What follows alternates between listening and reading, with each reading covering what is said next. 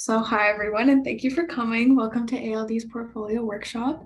We're excited to have 5 former Daniels undergrad students join us today and discuss their portfolios and their application process for their Masters of Architecture. So the guests today include Ashish, Inge, Zoona, Zhen, and Emily. Hi, so before we start, we'd like to share a land acknowledgement. We wish to acknowledge this land on which the University of Toronto operates. For thousands of years, it has been the traditional land of the Huron-Wendat, the Seneca, and the Mississaugas of the Credit. Today, this meeting place is still the home to many Indigenous peoples from across Turtle Island, and we are grateful to have the opportunity to work on the land with Indigenous community members. So we're going to get started with Zen presenting his portfolio. He was a Daniels undergrad, like everyone here, and he is now in his Masters of Architecture at Daniels as well. So Zen, if you want to share your screen and just walk us through all the decisions you made, that would be great. Sure. Thank you. And okay, let's see how much there's to talk about. So this is the portfolio I applied with. It's like 2 years ago now. I don't know if you guys get the feeling when you look back at like your work 2 years ago, you like slightly cringe, but I'll try to hold it in. So yeah, I was from tech stream in Daniels. And so my portfolio is, well, at that time it was 6 projects.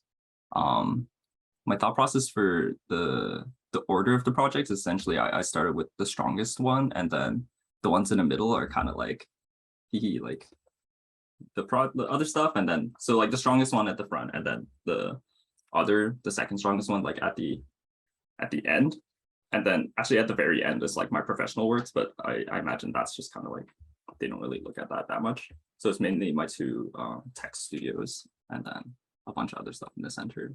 And so if you guys are, I would say like anybody from tech stream, I know the tech studios now are kind of a little bit Russian roulette, kind of like you don't know which one you'll get which year, depending on which year you do it.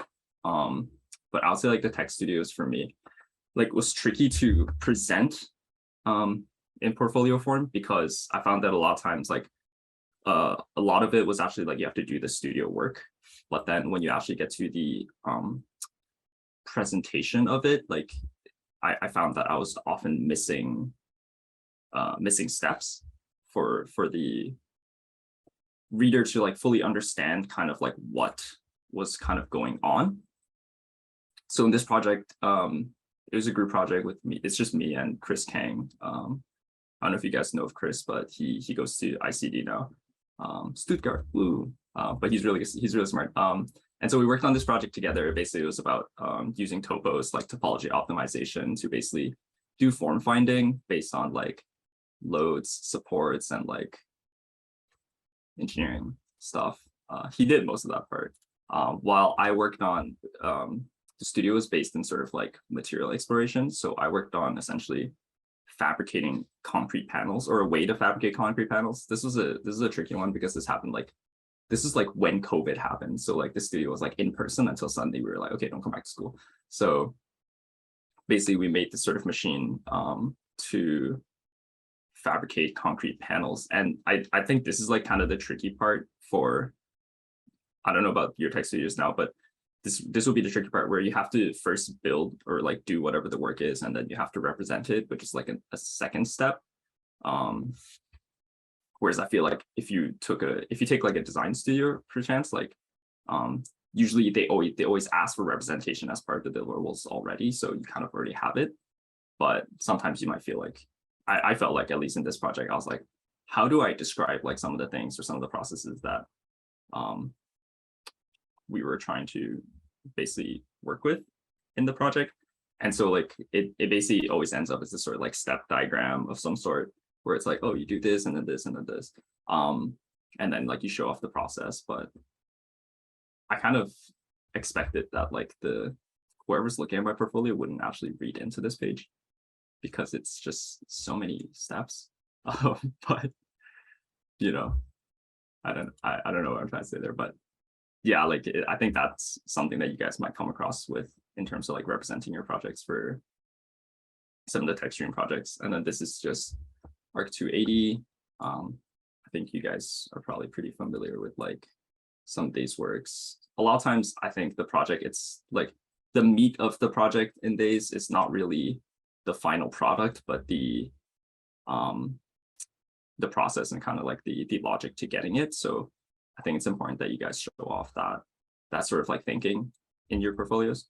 And then this is 201. I don't think there's too much to be said here. It's just like pretty standard. This one was the Miles Girdler course, Urbanism in the Military Orbit. And this was also a group project. I think like a big part of the group projects is that you have to make sure that you do say like which parts you are involved in, or like show off mostly the parts that you are involved in.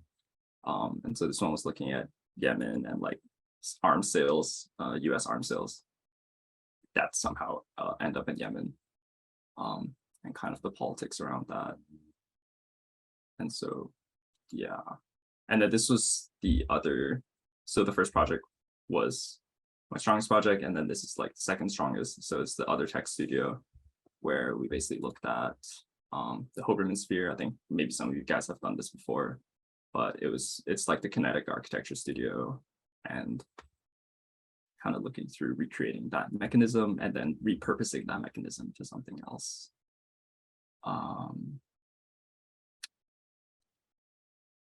Yeah, and so I think usually for these projects, like they ask you to make like some sort of final like presentation where you're like, oh, like I imagine this can be used in the forest as like a camping pod or something, which was our imagined use. But you know, I don't think that part is that important. Like the more important part is like the process work and like the actual mechanism, right? That's like what you're trying to sell them.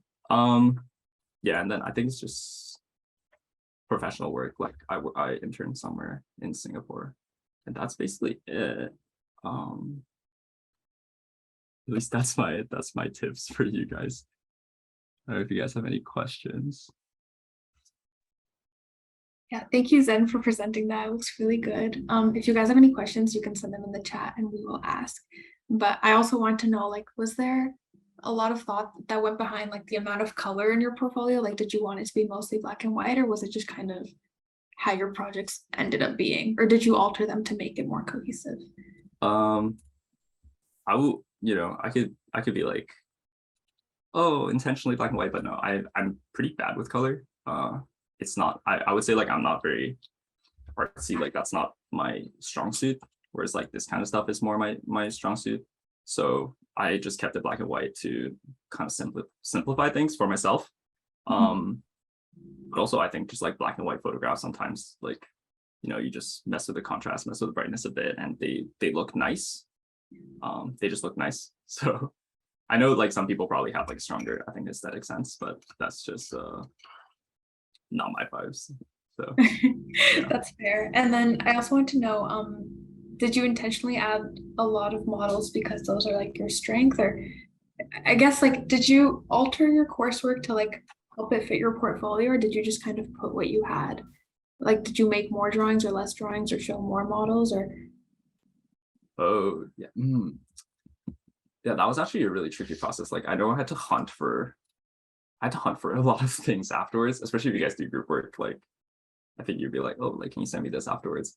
But in terms of the models, like really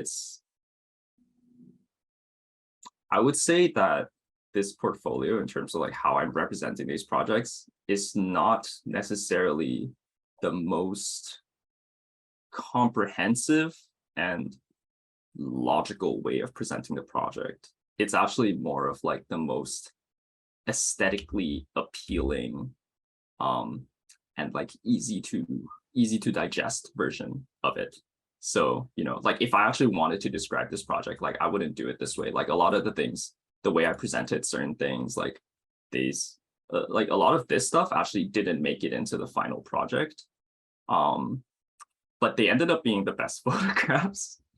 You know what I mean? So like I'm thinking of trying to empathize with like whoever's viewing my portfolio. Like I imagine this person's like looking through like multiple portfolios. And you know, like some of the slides I mentioned earlier, I think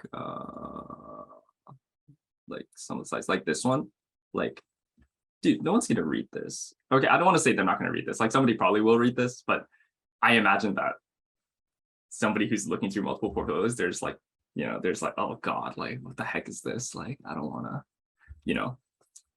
So yeah, a lot of stuff is just more for aesthetic appeal and like ease of digestion rather than, I would say, like very comprehensively explaining everything.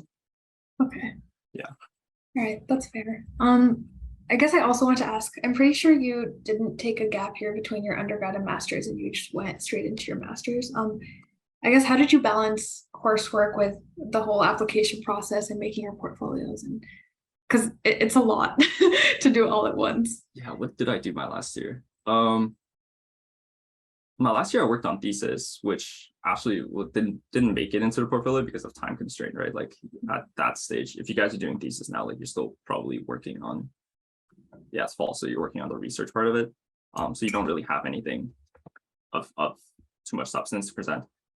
I would say, I don't know, it's hard to say because I think it's a little different for me because my fourth year was online. So in a way, like it was difficult, but it was also like easier in some sense where like I just had more time to like, I don't have to actually go to school. Just like wake up and just like do some stuff. And so it was easier in that sense as well. Balancing it, man, I don't know. I think once you get to fourth year, you're kind of just like, I mean, probably gonna graduate and like, at that point it's like, oh, my grades are either pretty good enough and like I can probably keep them up that like a grad program would be okay with it, or I'm like, oh, I am just like my grades are super bad now and like what do I like, like you're 3 years in and you're in your fourth year, like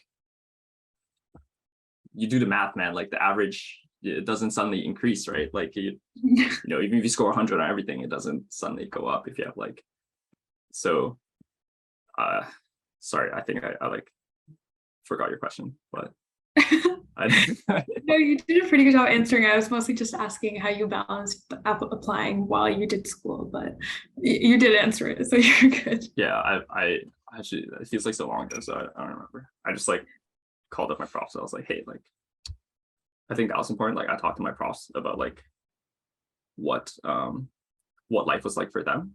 Like all my references, I basically had like a little Zoom call with them. I was like, hey, like, what are you doing now? And like, how'd you get there? And how much are they paying you?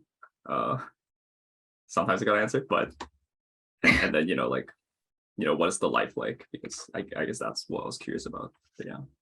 Okay. That was really helpful for me. All right. Well, thank you so much for sharing your portfolio and answering all those questions.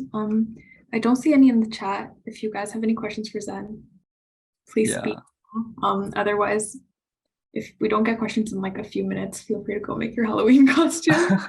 Yeah, I would say like a few things, just like, definitely get other people to check your portfolio over, because if it's like kind of like cover letters and stuff, like if someone sees like spelling mistakes, etc., like they'll just be like, okay, like you clearly don't care, so like why should I care about your work?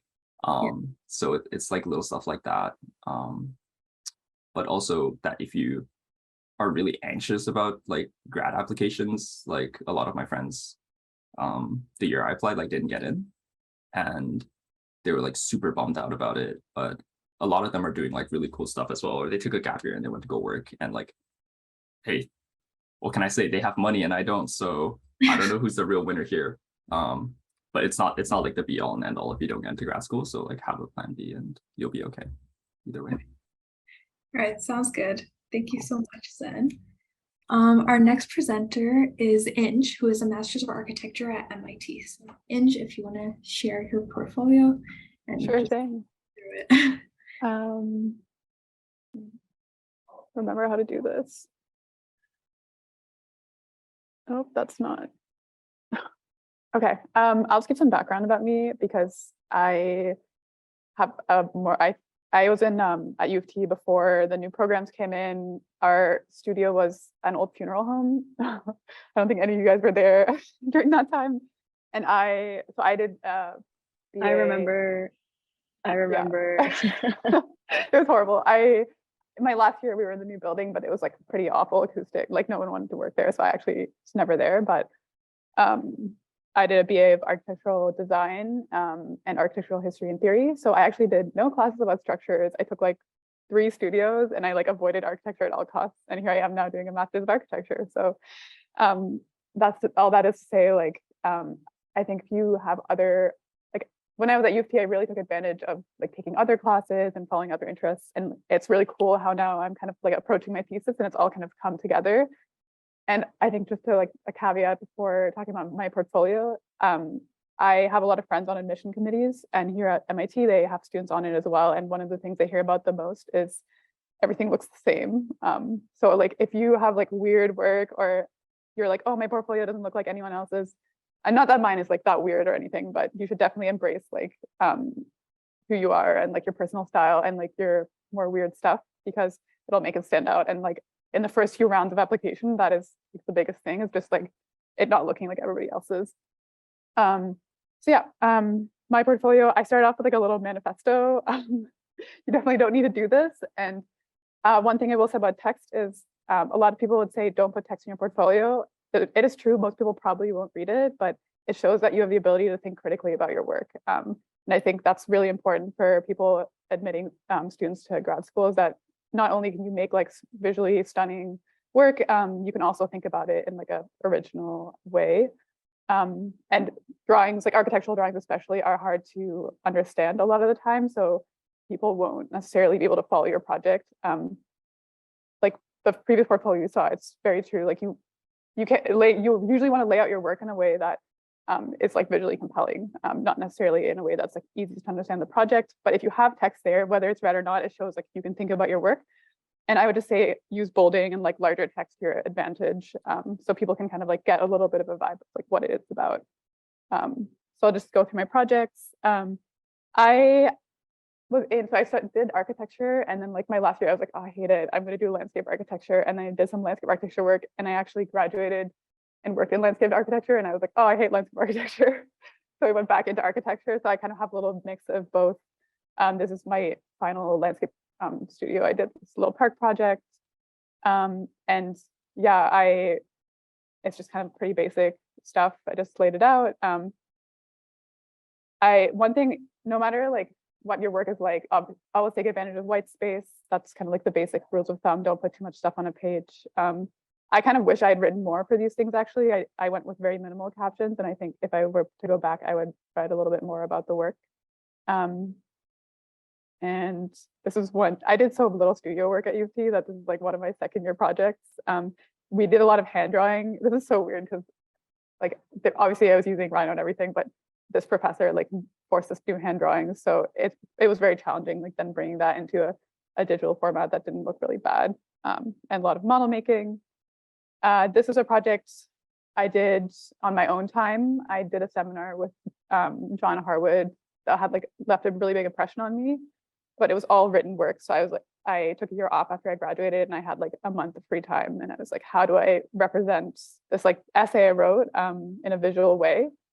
And this is definitely not like a well-resolved architectural project, but it was super fun trying to take like a written paper and spatialize it. And it was also about spatializing non-spatial things. So I would definitely encourage you, if you have like there is some merit in going back and editing things. And obviously, since this was not a class project, it was definitely no one else had a project like this in their portfolio.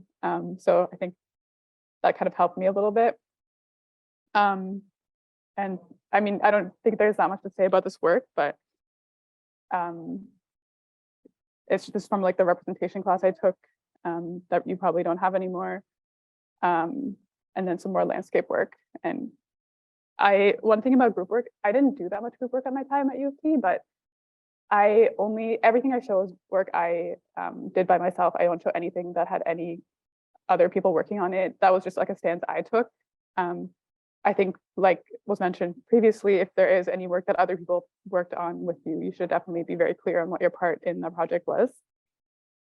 And yeah, so this, I don't even remember what this was, but And like, there's definitely a cringe factor here too, don't worry. Like, I remember when I was in my final year at UofT and we had our TA who was a grad student at Daniels show us his portfolio, and I was like, oh my God, this is the worst thing ever. So like, I feel like every year it's getting like so much better, the like quality of representation and stuff. But oh, another thing is models.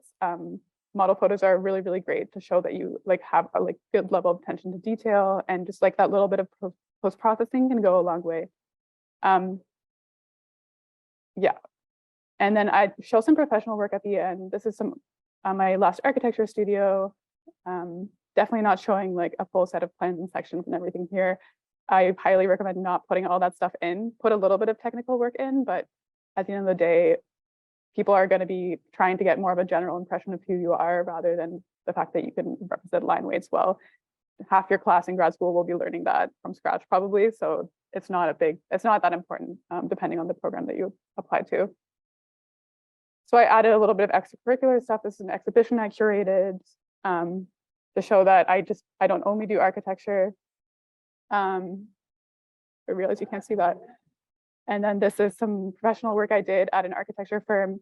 I'm still not 100% sure if I would show that if I did it again, but I just wanted to add a little bit of diversity. But I think it's actually kind of distracting. This next page is professional work as well. But I worked for like pretty large corporate firms during my time at UofT because I needed to pay the bills. And I was doing this like pretty like soulless stuff like mapping and feasibility. So I named it How to Sell a Building because I was trying to be like a little bit cynical about it. And I thought it was hilarious that these tower studies that I did were all kind of like middle fingers. But like I said, I don't think it's that important to have professional work in your portfolio unless you can have a kind of critical stance on it, or unless it's really, if you're very lucky, it's something you're interested in academically as well. And the last thing I added was some of my film photography. I have always been really into film photography. I think in terms of like what is like trendy right now, I think like there's a huge emphasis on like craft and making. So if any of you guys do like pottery or weaving or anything like that, like definitely put that in your portfolio. That will help you a lot. Film photography is not really like that, and photos can be very dangerous if you're like an amateur photographer. I always hear the like, oh, reflections of like clouds in a building, or there's definitely some like cheesy tropes in photography that you want to stay far away from. But I would say in general, I definitely recommend putting in like some stuff that's not just your studio work. And I just ended with this Hitler quote because I was really into media theory at the time. But yeah, just some like general thoughts as well. What was I think that taking a year off is like the best thing I did, because when you're in school, you're kind of under this huge pressure to produce. I don't know if you guys are doing thesis, but thesis can be a very, very stressful time, and you're kind of just like producing, and taking that year off to have the ability to think critically about your work and also what you want to do in grad school is really, really important. And I think part of what got me into the schools I applied to was just like knowing what I wanted to do and being like very adamant that this is what I wanted to do. And it totally, like, I've honestly done a 180. It doesn't matter at all if that's something you carry through, but I think like it shows that you have like ideas and that you have like a research direction, and at least like feel strongly about certain things. I think a lot of people think grad school is just about like getting that MArch degree and becoming an architect, but it's actually a lot more than that. And I think like having strong opinions like helped me a lot. I think a big part of my application was also my personal statement. I tried to find it and I couldn't find it, so I'm sorry about that. But I think like having that extra year between, like I also worked during that year, but having that extra year after graduating and starting grad school was, I think, the most important thing for me. Okay, thank you, Inge, for sharing. That was really insightful. Yeah, that was just like a lot of good advice. We have one chat, which is not related completely to portfolios, but what was it about landscape architecture that made you go back to architecture? It was totally personal. No hate on landscape architects. I actually so I applied to Princeton, MIT, and Harvard, but Harvard landscape. And looking back, I was like, why did I apply to Harvard landscape, not both? And I got into I got into all three, and then I had that like hard decision to make where I was like, I was still like a little bit on the fence. But for me, when I went to Berlin and I worked at a landscape architecture firm, and I think it might have been like the type of firm I was working at. They were very like, they were just like, old guys, like they're like landscape like painting and all the project, like there was just like not enough. It was like a very slow environment, and I wanted that like fast. Like when I worked in architecture firms, it was much more fast paced, and I felt like there was a lot more learning to be done. And I also felt like the impact of a building in its own way can have like a different time scale than that of an urban space. So I don't know, it just felt right. I mean, a lot of it is gut feeling as well, but no shade to landscape architects. And I think also the other thing with I mean, I can talk more about all these schools because I have a lot of friends at all of them, but the size of the program was a big thing. MIT and Harvard and Princeton, they're all very different schools. And for me, the size of the program was a big thing. Like at UofT, I don't know if it was the time that I was there, but it was a really, really tiny, or sorry, really, really large program. Like they kind of ignored the undergrads. Like it was just, we were there to make the school money. Like there wasn't a lot of investment on us. And I was like, I really would love to go to a school where I'm like one of 20 or 30 and like I can find a research niche and I can kind of like be a part of the school and more than just like showing up to class. So that was like a big driver in my decision as well. Okay, makes sense. And we have one more question, which is where and when did you work during your time at UofT, and how did you get or learn about those opportunities? So my first job was at a small residential architecture firm in North York, and it was called Eisen Architecture. It was kind of a cool, like I actually really love them. I mean, I was doing like, it was a cold application. Like I was just emailing architecture firms like, will anyone hire me? Like the foot in the door part is the hardest part. And no offense to UofT, but like I was not getting any professional opportunities through profs there. And I needed money. So I just like emailed a bunch of firms and they hired me. But then after that, I worked at a firm called Quadrangle, which is a local Toronto firm. And that was like super corporate. They didn't tell me that I was being hired onto feasibility, and I was really mad. But it was still kind of cool working in that design phase. And then since I also worked at KPMG for a summer, but the foot in the door part, you just have to send out email applications basically. But all my other jobs were through contacts I had made like at those firms. One other thing that I thought about recently that no one, I have some qualms with UofT, but like no one told me to log my hours. So if you guys are interning, for the love of God, like record your hours and start your like experience for licensure. No one ever told me that. I would be halfway there at this point. And I'm like, oh my God, I have to start over. So if any of you guys are interning, like please record your hours. It's really important, or at least you'll be very grateful that you did. I have a question for you. Is there any reason why you like specifically chose to only apply to like American schools for your master's instead of like any in Canada, or just because you wanted somewhere new? I did not think I was going to get into any of these schools. Like I had moved to Germany and I applied to European schools, and I actually didn't get into like half of them or most of them because my portfolio was very like not in Europe. They want like very applied, like you know how building works, like you're interested in like very technical, practical things, and I was really not. Now I am, but not when I came out of UofT. And so I had moved to Germany, and I was like, okay, I'm living in Berlin now, blah blah blah. And I was like, I'm gonna apply to these 3 schools like just for fun, basically. And then I got in, and I was like, oh crap, like it was like also COVID had just happened, so I got in like 2 weeks before COVID, so it was like all a huge mess. But yeah, like I knew I didn't want to go to any Canadian schools, basically. I was like, okay, like I want to live in Europe, but if there were any schools I could go to that are not European schools, these are the 3 I would pick. And then I kind of got I just kind of got blindsided by my acceptance. But yeah, I guess one thing I would say also is like all the master's programs are very different. So like talking to students about like I kind of knew what I was into, and so I was able to narrow down my choices to different schools. But I also have friends who like went to schools that they were like, oh, I didn't know this was like the MO of the school. Like schools have like certain things that they're interested in, and like certain research groups. So like if you want to think about like circularity in materials or energy conservation, like certain like very niche things, like there are schools that have research groups in those things. So if you're applying and they see that on your application, you probably like have a better chance. And then also not everything's just about getting in. It's also about like, will I enjoy my time there? Are there like these research opportunities that I want to be a part of?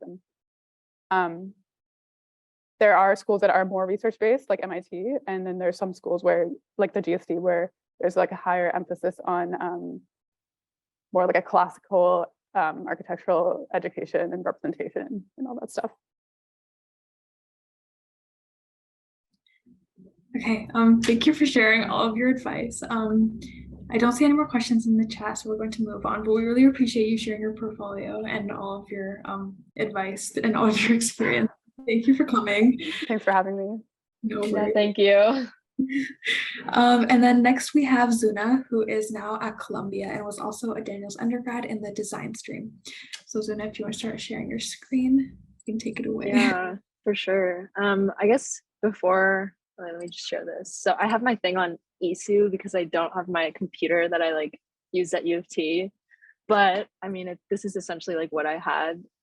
But like one thing about like applications, I think like every school has like their own like requirements in terms of size and page and like all that stuff, and that like changes like how you're gonna like represent your work and everything just based on those limitations. So this one I think is like basically all of the ones I've made like merged into one, and essentially the one that I would have considered like my work portfolio. So like if I'm applying to things, I didn't end up applying anywhere because I got into GSAPP, and it says here like the other schools I got into, but yeah, so I applied to 9 schools in total and got into 6, I think. 3 of them were in Canada, McGill, UofT, and UBC, and I didn't get into McGill. And then the other 6 were in America.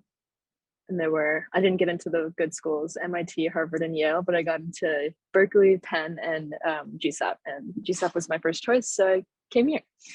But so yeah, like I said, this portfolio is kind of like a conglomerate of like all the other ones. Like I have my UC Berkeley one, and it's like this, but like in 8 pages, because I think the limit was like 8 megabytes, which is really crazy.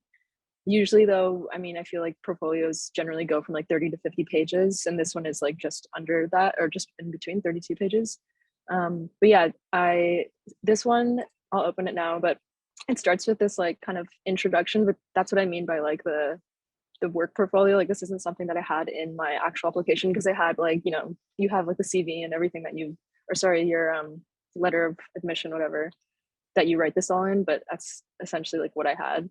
But the next page would have been like my like table of contents, and I have 8 projects here, but I'm pretty sure the last 2 projects in this were kind of like additions that I didn't include in most of my graduate applications, just because they were more like, if you see them like 7 and 8, they're like social experiments, like it was whatever. But essentially it was like 6 projects. I would say like 5 to 6 projects, 4 to 6 are probably good enough, because you want to like really emphasize like the drawings and the story you're trying to tell, which is another thing I wanted to mention, is like something that you don't really hear from portfolio reviews until you're like in grad school, is like you should have like essentially like a story, or like some kind of like common, like the thread that like kind of weaves all your projects together to kind of create this like narrative in a way.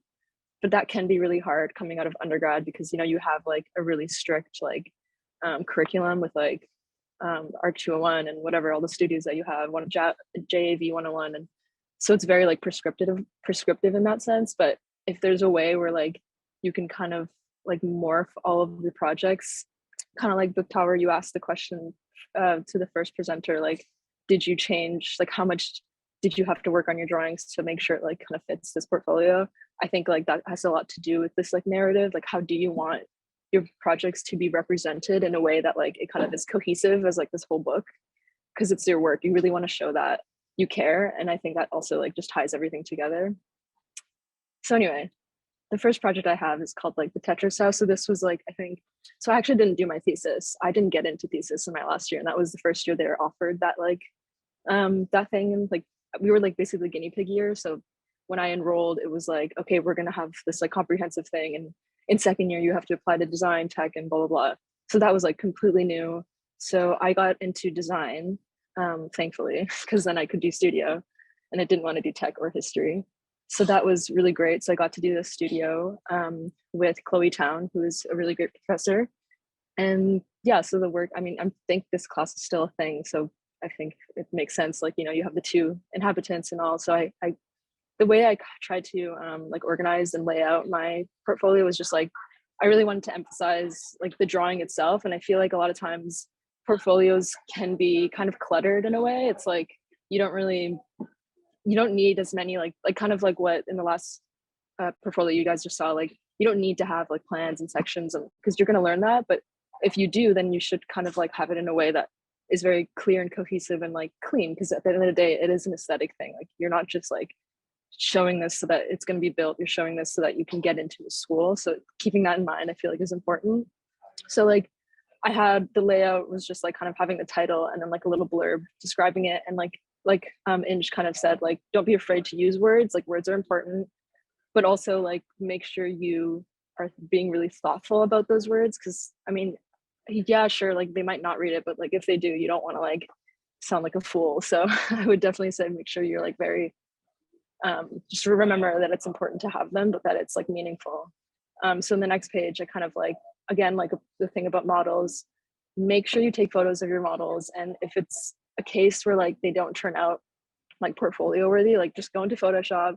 The best thing you can do is at least like have them kind of like floating in space if they're not in context, or like kind of, I would say like even going back to this, if I were to go back to this project, I would like go into Photoshop and like really like layer up a lot of the media. Like, I mean, I had a rhino model and I had these pictures, like it would have been worth it to maybe like have this in context model be like overlaid with a line drawing or like collaging that. Like, I think that's like something that's important, and it lets you like kind of merge a lot of your material together to have this like really nice image. So I feel like that could have happened here, where maybe those line drawings collaged above could have been like kind of overlaid on these model images, and that could have like been a page on its own, and that could have been like really interesting and like compelling because it's different and you're like using different layers and it's multimedia, etc.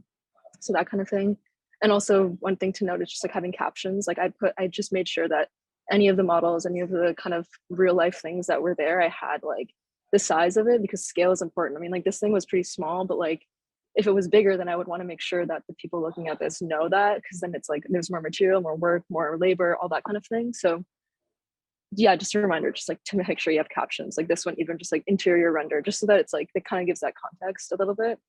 So like starting with the render, just the general overview of the project, explaining like who the inhabitants are, moving to like kind of this like spatial study of like form finding and like where this is coming from in context, and then like to this more like technical part where, so like laying out these technical drawings can be hard because you just have all these like images and they're usually like, you know, set on like a certain page and all this. So it's going to be a lot of like InDesign work and like bringing in your drawings and like laying it out differently so that it fits like your page constraints.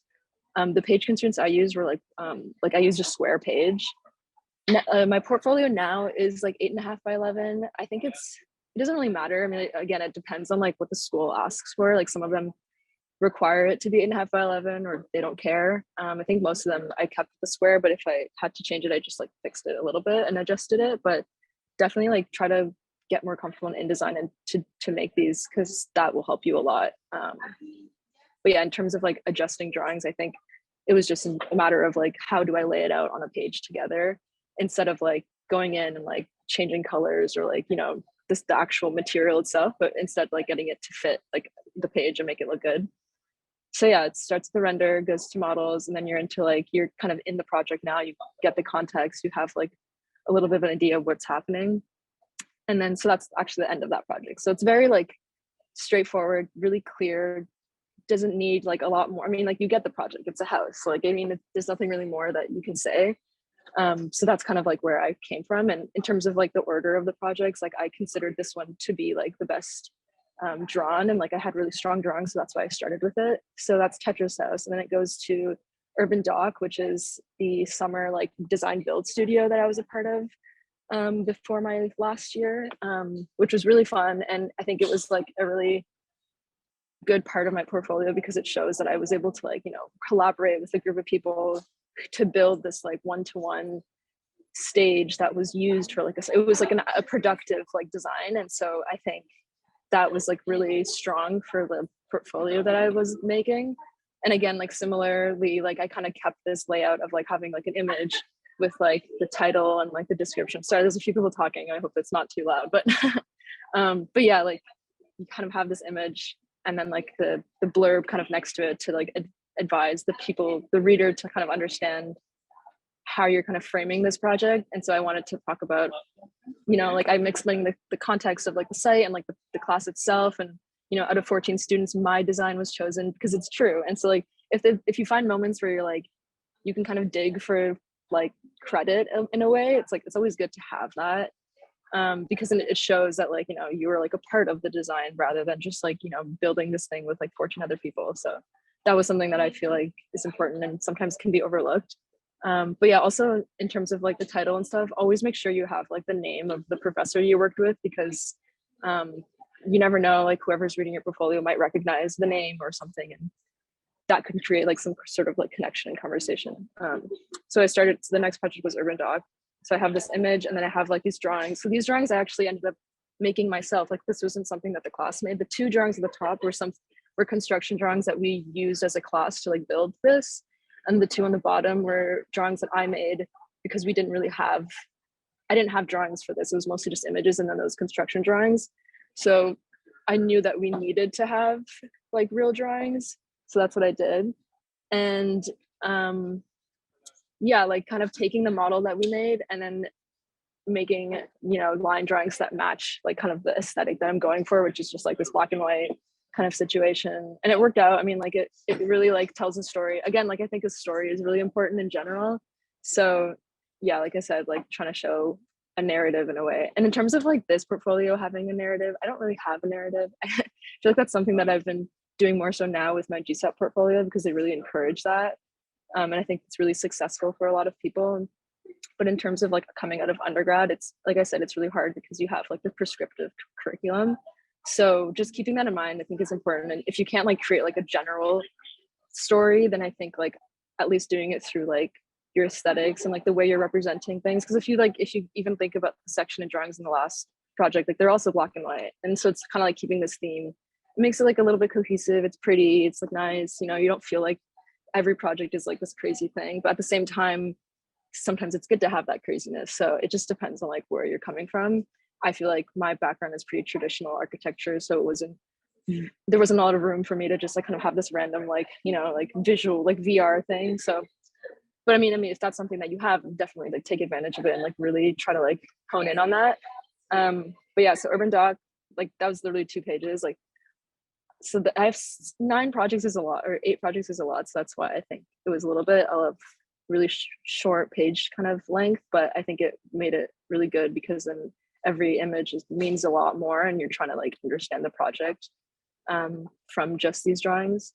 So then the next project I have is from Art 280, my tower. I feel like Nick Hoban shows this in his class still. I think Anthony told me that, which is funny, which is great. I mean, cool. I love this tower that I made. It was really sick. I think it turned out really clean. The image is really great too. So I really took advantage of like showing that shape. But I'm pretty sure this is the only page for this project. So again, like something that Inge mentioned too is like you like using white space and like really kind of being like smart about it and like dividing your page up, but then also not losing that like that general layout and like that cohesion that you're trying to create from this book as a whole.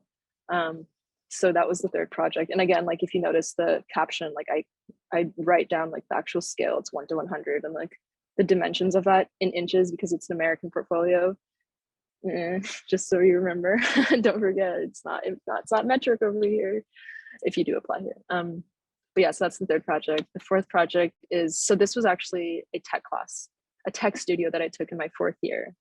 Because if you remember, I didn't get into thesis, which meant I didn't have studio in my last year, which I think also answers the question that someone else had in terms of like having time for like building because I didn't take a year off either. I went straight from undergrad to grad. So because I didn't have like the traditional like thesis studio or studio in general, I think it gave me more time. It gave me room in my schedule to like make time for my portfolio that like I would have used for studio, for example, or for thesis. But because I didn't have that like traditional thesis studio, I took this class specifically because I knew it was like a model, like kind of studio structure class. Like I read the syllabus and it made sense. Like, and Tom Basai was, I think Anthony worked with him and he was really recommended him. And like I said, the way that this class was structured seemed very like studio-esque. Like you have to like, except it was like a big group, like collaborative thing, which is good honestly, because then we were able to make this like really cool model. And like it was like a really fun like exploration in like micro housing, which was I think the course's syllabus was about. And so just like writing down, you know, the thesis of like the story of that project, and then like again like having this overall image of the model. So this one, like it's not just like one image, it's two. I don't really know how I feel about this layout. It's kind of not fun. I think I added this image on the right because I couldn't figure out a way to put it anywhere else, because in the next page it's kind of busy with like all this like analytical, like technical model grasshopper situation that I kind of was a part of, but also took advantage of my group members' work and used it. But I give them credit, excuse me. But yeah, one thing from this project that I think is important to like relay to all of you is the idea of like process. And similar to like when you make a model and like you take process photos in that way, if you're making like like for example this micro housing, like there was a lot of like form finding studies, and if you're ever like making studies or just like, you know, thinking of different modes of like creating something, always like keep that in an archive. Like this like kind of analysis on the left helped us, like this was like our form finding analysis, like what did we end up like coming up with like this like matrix basically of like options. So this was helpful. I feel like grad school like portfolios really benefit from having these kind of like matrices and like process kind of situation. Like I think a lot of the portfolios that I looked to when I was building my own had a lot of like accepted portfolios, like they had a lot of this kind of work. And so I tried to like, in terms of like drawings that I wanted to create for my portfolio, a lot of that was like these process drawings that I guess is ironic because it's not process because I'm making it post process, but it kind of like faking that process. But it's like it was a part of the project, but it, like you make it a drawing for your portfolio because you're not gonna, maybe it doesn't come up in your like final presentation, like it's not as important, but I think for your portfolio, like that kind of thing is important. So in the same vein, like with the stuff on the right, with like this like shape and like use like what logic did you use, what strategy, what techniques, like using words to describe that, because otherwise if there wasn't anything written here, it would just be like a bunch of 3D printed like shells. Like it just doesn't make sense. So like being able to like explain that process is important too, so that the people know kind of like if they do want to read it, they kind of understand it better. Because otherwise that's what I mean about like being meaningful, like being cautious about using words. Make sure you use them when you need to, if it's not like just for your description or whatever. So that was like, so the model, and then you have like the drawings, and that was it. So then the next project is called Infinity Ramp. I think this was like ARC 201. This is like the only thing I have from, besides the tower, from second year. And I think because I really like the quality of the work and the drawings that I made, I'm pretty sure this was like the drawings that I made it for my like design stream application, but I hadn't made them like like this was not what I submitted for like my ARC 201 assignment 2, because it was mostly the model. But then the drawings, I like went back to my Rhino, and then I, again with this idea of process, like created this like fold, bend, twist, like showing that like the technique I used to get this like form. So I think like I think if there is a common theme, it would be that, where you're like showing the process, you're showing the form finding, like how did you get to this point. I think that's really important for a portfolio, because it's this whole idea of a story, right? So you always want to be able to like convey that narrative like strongly, and then like aesthetically, so that it's one, it's clear, and two, it like looks good. So I think that's what's happening here. And in a way, like someone might consider this like a cluttered page, but I think it's organized enough in a way that like the drawings kind of speak to the model. And because I'm just using one page, one spread for this like entire project, it makes sense a little bit, I think, to me at least. And this kind of like little like sketch model that I like put in the corner of the page, like I don't know, it's just fun. Like I think it just shows, again, like this idea of process. So I think that was like a big part of this portfolio in general. So that was Infinity Ramp, and the next project is the last one. It's my least favorite one.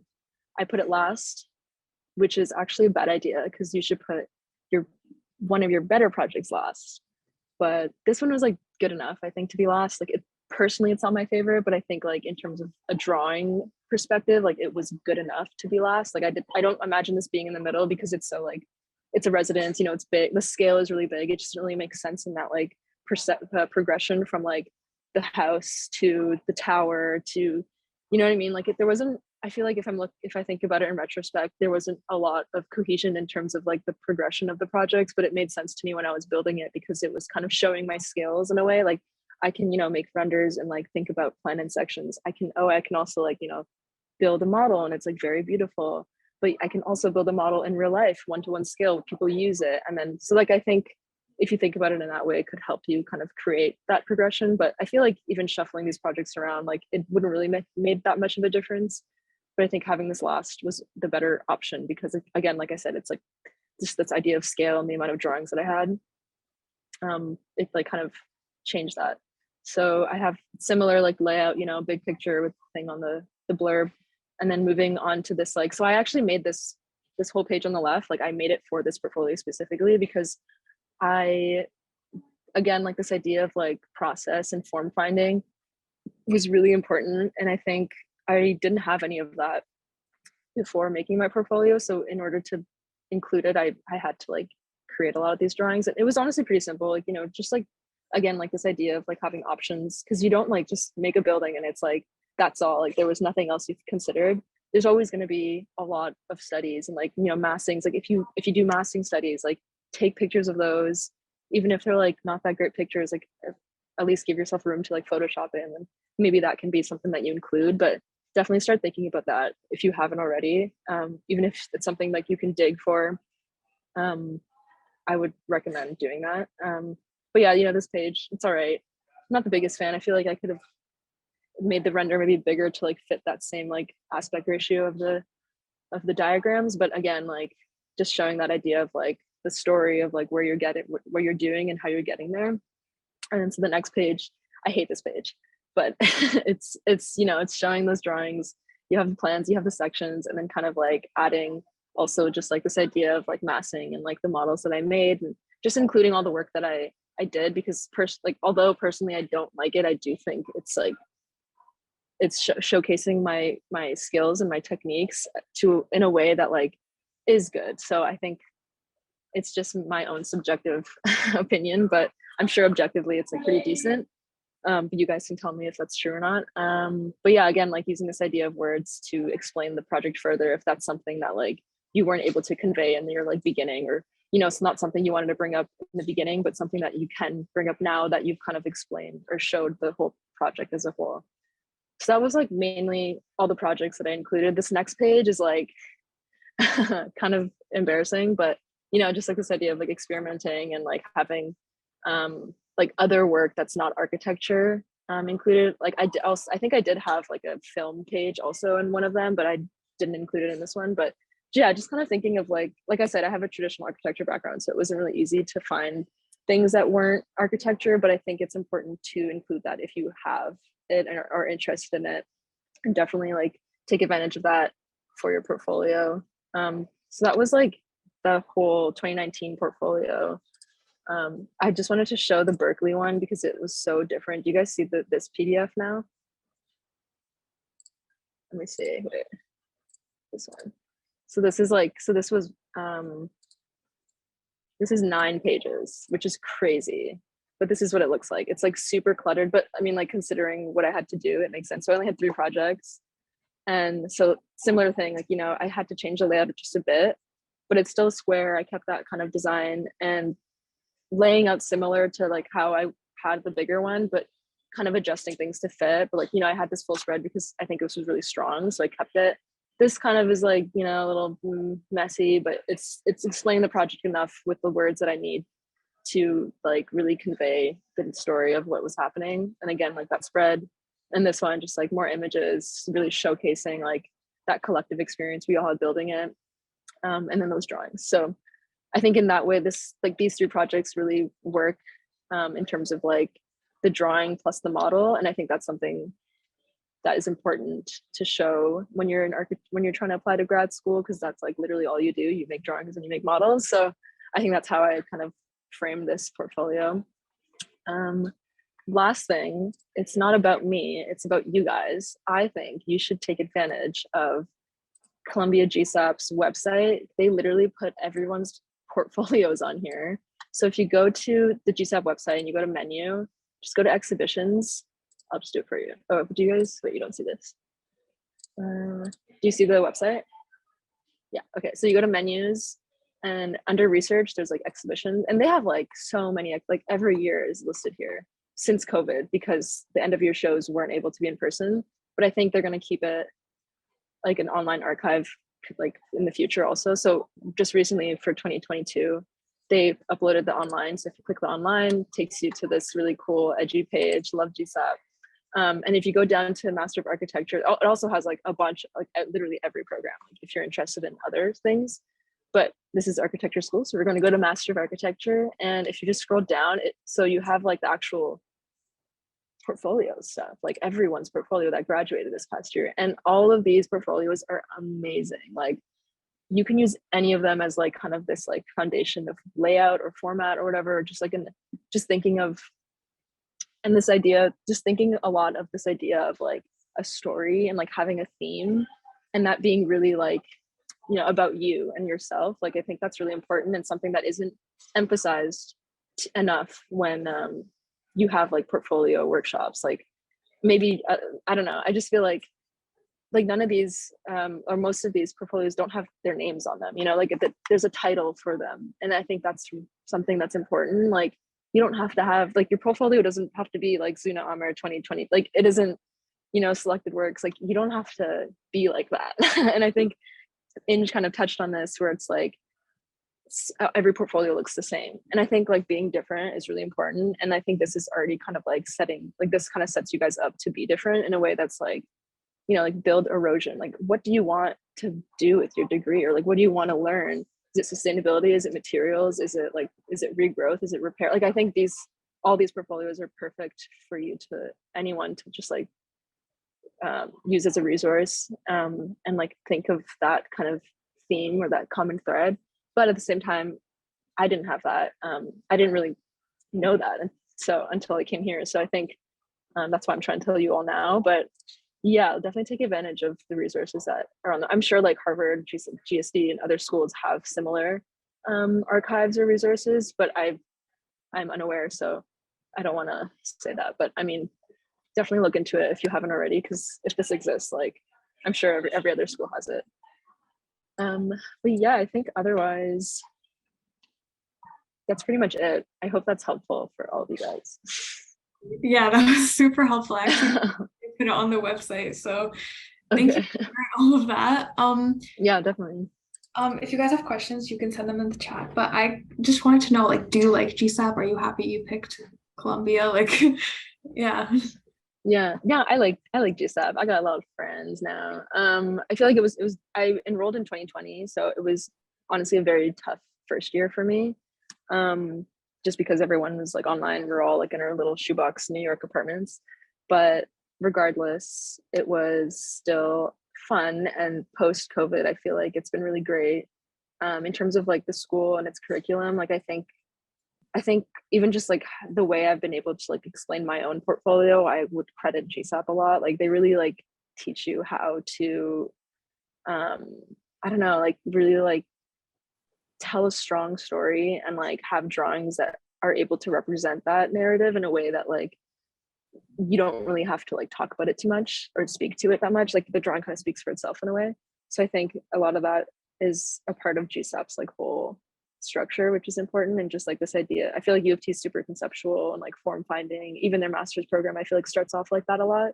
Whereas I feel like at GSAPP, you know, you really dive into this like political, economic, like real life kind of sphere of the world and architecture, that obviously architecture takes up so much of that world. And I feel like I was like shielded from it at UofT, and here it's kind of embraced. So it's really refreshing, honestly. I really enjoy it. And I feel like also U of T, I feel like has changed their curriculum a lot since I graduated because of, Black Lives Matter, 2020, COVID, everything. So I think like it's been, and I also like, yeah, and Richard Summer isn't the dean anymore, so it's different.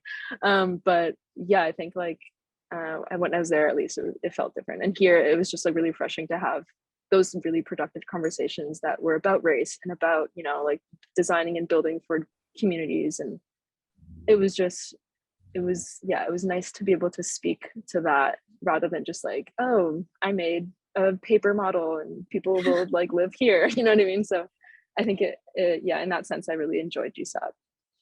Okay, that's Makes you good. think. Yeah. There's another question in the chat, which is, did you do competitions during your undergrad, and how important is including those in your portfolio if you did do them? Obviously, there's none in yours, but just did you do them on? Yeah, I didn't do any competitions, but I feel like with competitions, they're usually collaborative. And in terms of collaborative work, like usually like admissions people say like to have less collaborative work in general, just because you want to showcase your own work and stuff. But I think I wouldn't say it's like not important or it is important. Like I think it just depends on the kind of project you worked on and like what the drawings you made or the models you made. So yeah, I don't think there really is like a priority for competitions or having that. I just think in general, like, yeah, you should just put what you think really tells your own like design story and like how you want the other people to perceive like your skills and your techniques. Like you really just want to showcase how well you are at your own like type of design, because that's the kind of like that's what you want your portfolio to do for you, I think. Yeah, okay, that makes sense. I also want to ask about, so obviously you didn't do thesis in your fourth year, and you said that gave you more time to apply to US schools, but also there's, you have to write the GRE and you have to make apply to a lot of schools. So I just want to ask like yeah, oh my god, the GRE was like another like I think I lived a different life and like did my GRE. Like I don't even like, so I did my GRE after graduating. Wait, did I? I wonder. No, actually I did my GRE before my fourth year, like the summer before my fourth year, between third and fourth. And I did it like in the June, like right in the middle of the summer. So I had like, after I finished my third year, I was like, okay, I'm going to spend these like the next month and a half just like studying for the GRE. And I reached out to like other like Aus who goes to MIT and other people that I knew had to take their GRE, and like, just like for tips and like resources. I didn't want to like buy the practice. I just knew I wouldn't do them. And I figured like I just have to pass this like test, and I think I could do that. And so I used like a lot of the online resources and like that, and like that's what I was kind of like told me to do, which was helpful. I passed, very close to not passing, but I passed. So it was fine. But I think like, yeah, definitely like making a timeline for yourself. And like I would say like you don't need 4 months to study for your GRE. Like maybe make sure like statistics, like probability and statistics more than I did. But like I think giving yourself at least like a month and a half to 2 months to like study and like really get yourself together, I think that's enough time in like the summer before or during school. Like if you haven't done it, I mean, that's really fine too. I just think like I just knew myself I wouldn't have been able to study for one thing if I was in like if I had like studio and other classes and stuff. So it was helpful to have done it before doing my fourth year for sure, because I didn't have to worry about it after. Yeah. Okay. Would you say that like your grade doesn't necessarily matter? It's just like passing, and then your portfolio is like the biggest thing then? Yeah, I think like in any case, like any grad school, your portfolio is like the number one thing that will like make or break your application.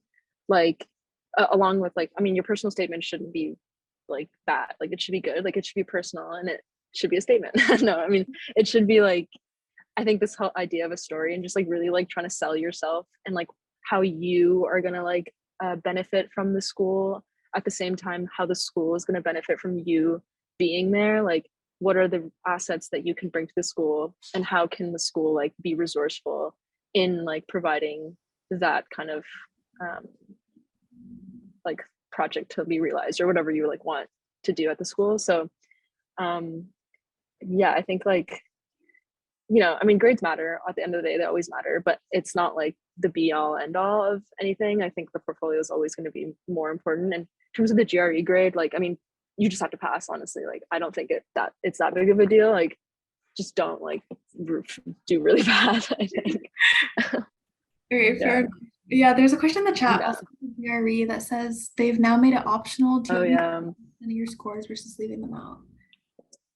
I mean, I think it's better to keep them, just so that they know that you like actually went out of your way as like an international student to like do this like standardized test, even though it's like optional. If you are doing it, I mean, like if you don't do it, then obviously don't include it because you don't have it. But if you do it and you pass, which good luck. Hopefully, I'm sure you will pass. I would, yeah, definitely keep them in. I don't think it's worth it to hide it. You're welcome. Yeah. Yeah, but I think actually Yo, also, Emily. yeah, what's up, good? Zoona? Me and Zoona were at Daniel's together. Yeah, we back in the were. day. And she then goes to also Pratt now. getting drinks a few weeks ago. So, but I waived the GRE. I applied the year after. So that was the first year they made that optional. I'm not on any entrance committees at the moment, so I don't know how that actually affects the committee from school to school and their decision making. But I think if your grades are strong already, I think, and your portfolio is strong already, waiving it, like doing it or not doing it, isn't going to be the reason why you get into the program or not at the end of the day. Yeah, in my opinion. Thanks for the opinion. And then Zoona, we have one last question for you, then we'll let you go. But I want to ask about like internships and if you had any during undergrad, if you think they're super important. Yeah, I mean, I feel like I'm an anomaly in that case. I like hardly worked in undergrad. I've had one job. I worked in the summer, like, I mean, internship wise. I worked in the summer after my first year, which was like, oh my God, like I was commuting from my parents' house in Milton to go, like, because I didn't have an apartment. I came out of like Chestnut residence kind of thing. Emily, yo, that's where we met. So it was like a summer of like, you know, just like commuting and like being like, I work in an office and I'm like only 18 years old. And like, it was like kind of cool to have that experience. But then it quickly became like, oh my God, I'm in an office. I'm 18 years old. Like I can't, like, you know, like it was like corporate. It was called Adams and Associates. They were like really great. It was just a very like intern job, like archiving the architectural library. Like it was just lame, you know, it was just like not fun and not something that I felt like was benefiting me at all. And I think I also just like never really seeked out that kind of like job in a way that like I wanted to work at it. So for the rest of the school, like of my undergrad, I actually just worked at the wood shop for like every summer until 2020 when they closed and I was unemployed and I had to move back home for 2 months. And then I moved to New York, so it was fine. But yeah, so the other 2 summers that after Adamson, I was just in the shop and that was fine for me. I mean, I had a good time and I could take days off and it was comfortable. And it was just like, I didn't want to have the stress of the school year in the summer. So I definitely took advantage of my like, of the shop and using those. And like, I could do like my own personal projects. It was just a good time.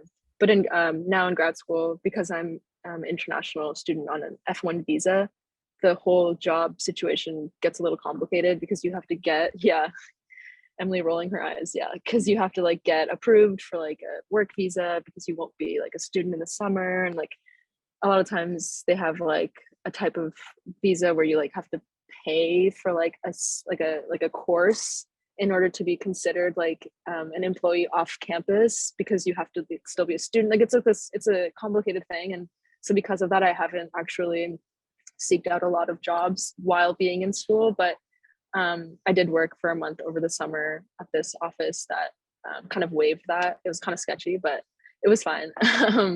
But yeah, I definitely don't think it's like, I wouldn't say it's not important. Like obviously if you have the opportunity, take advantage of it and like do it. But if it's not something that you are super into or don't really want to like think about until you're done undergrad, like I think that's also fine. I mean, I got here without that. So, I mean, that one summer job was definitely like good and like it was fine for my resume. Like I had it at least, so like one summer. But if it's not something that you have, I don't think it's like gonna be detrimental to your application or anything like that. Yeah. Okay, fair enough. Well, thank you for sharing all of that advice and sharing your portfolio. We really appreciate it. Yeah. And so thank you. And next we have Ashish, who is in his master's at Daniels.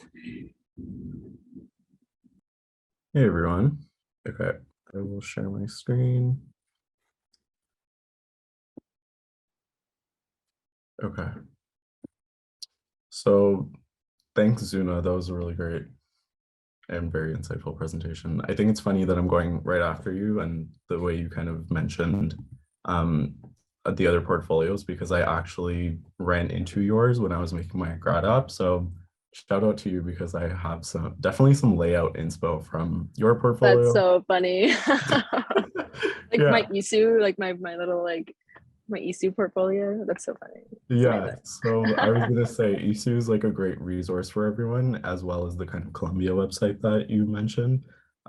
Definitely look at architecture portfolios and layout, the way other people are kind of making their layout. It's really, you want to make sure it's very intentional with where you're placing the text and the white space, like the other presenters kind of mentioned already.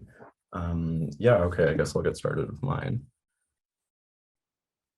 Hopefully you can see the full screen. Can everyone see that? Okay. Yeah, so starting off with my cover page, I guess cover page is important because you kind of just want something that's visually appealing and catches the eye of the reader. And so for me, I kind of used one of my existing projects that is in my portfolio, so kind of just abstracted. Some people kind of just play with the layout. Some people use projects, whatever you find is kind of visually appealing and like catches the eye right away. Yeah, and then my kind of layout was that 8.5 by 11 page with the two spreads. And so this is actually the first one's bad, because if you end up doing spreads, you want to make sure you're treating it as an entire spread and not still the 2 pages, which I did here. So if I were to go back, I would kind of use the white space better on the left side. And then the contents are just, I had 6 projects that I chose. Most of them were from undergrad at the Daniels. I don't have professional experience that I included here, or I only have one kind of personal competition that I did, and then the rest are kind of undergrad projects. Okay, so my first one is from Design Studio. This was the house that we did for 361. And yeah, in terms of layout, I guess I decided to have all the text or like title blocks on the left side as a column, and then have for the first page something that's important to the right. And so I kind of had the main render of the house as well as the site plan. And then of course, like a very brief introduction to what the site was and what we were designing for. So for this one, I guess we also had a precedent study, which is the next page. I'll just go into that.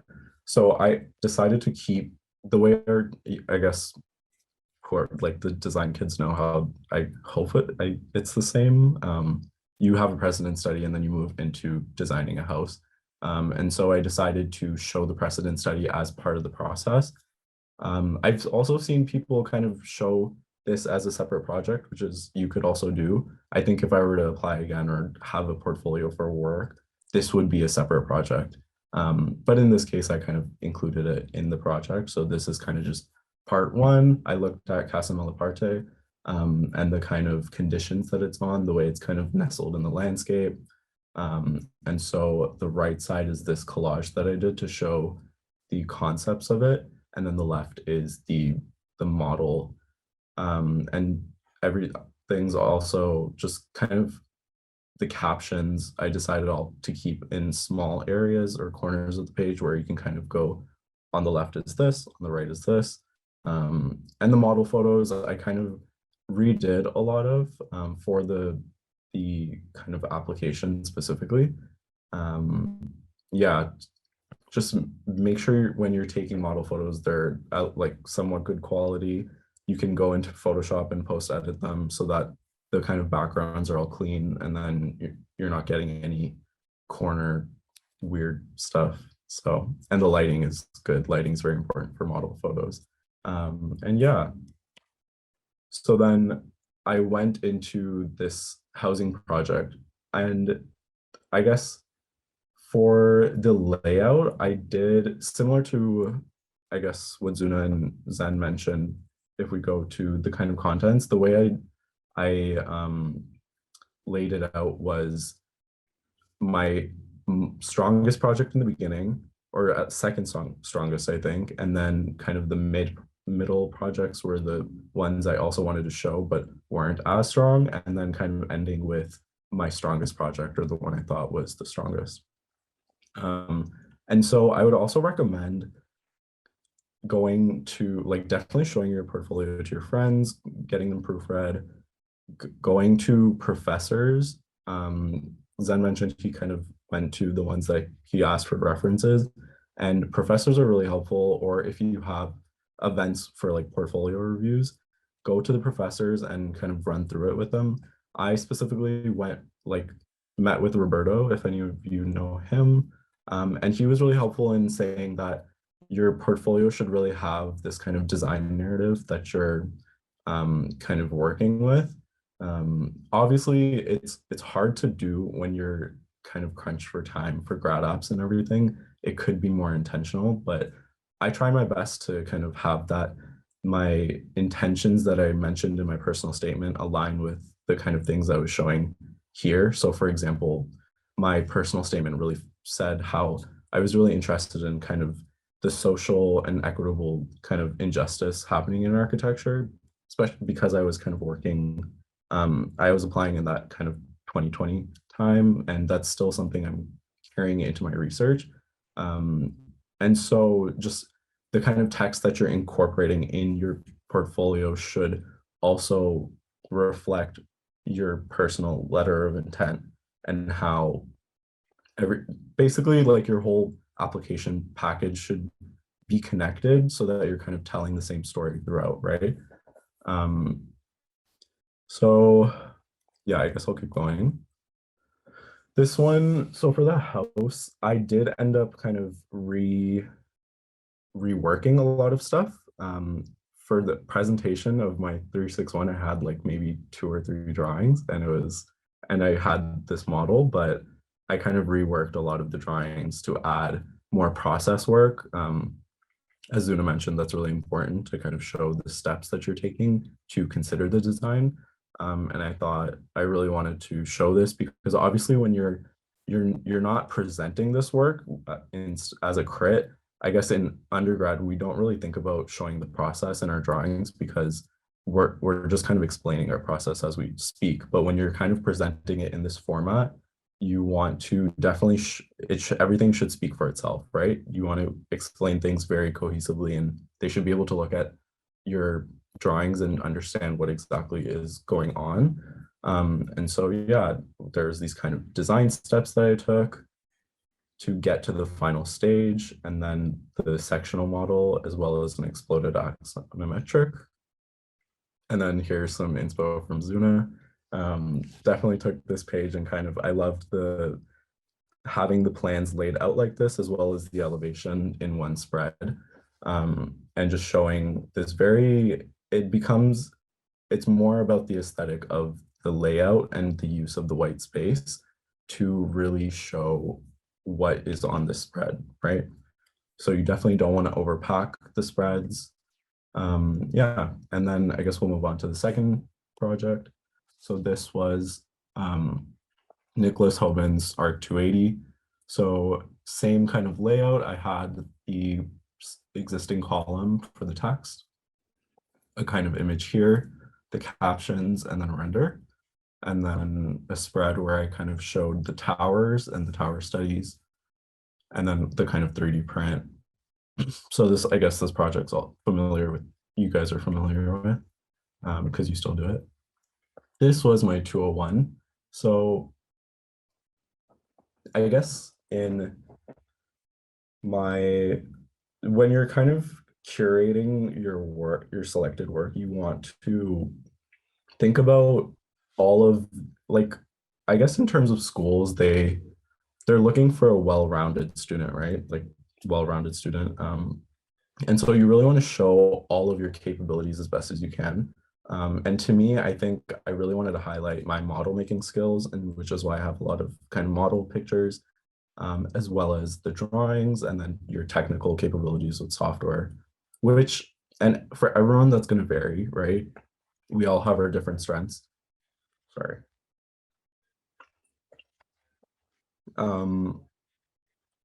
And you just want to like highlight your strengths basically. So same idea here. I kind of highlighted, I definitely did not have any of these drawings for 201. Went back in, took different model photos, and then redid it. And this is just one spread because it's kind of a smaller project. And then we kind of get to this project that I did with 2 others in 4th year. And this was the most recent, like the one I did in the fall of 2020 as I was applying to grad school. Same case as Zoona, so very similar. I actually didn't do thesis, and that was my kind of, it helped schedule the portfolio into that semester because I didn't have a dedicated studio that I was focusing on. And so this was the kind of major course that was taking up most of the time. And also this project was really interesting for me because this is lazy computing. If some of you have, I'm not sure if that it's still the same, but basically the second project was like making a point cloud out of scanning a space. Sorry, my throat is so dry right now.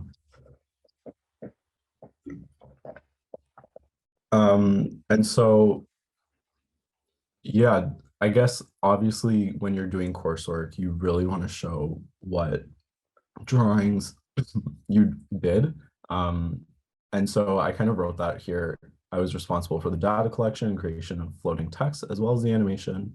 All renders and images are mine. So I kind of wrote that as a forefront in the description. And then having like all of these kind of images as well as the breakdown. This is a little text heavy because this project was kind of hard to explain because it was so conceptual. But definitely, yeah, just try to be very distinct or very short with how much text you kind of have and what you're showing. And then on top of that, you can kind of really play with the sizing of your spreads. When you have a spread, you can, how big are you putting the drawings? And how, like, for example, if you have a really important slide, you can just size it to the entire spread so that it takes up the entire spread, right? And that was the kind of end of the project. I thought this one was really great because it was at a time where you don't usually, this is very non-traditional in terms of it also showed my capabilities for a technological aspect, where as in the design stream, we don't really focus on that.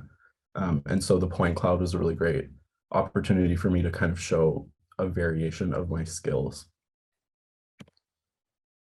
And then this was kind of just like a personal project that I did.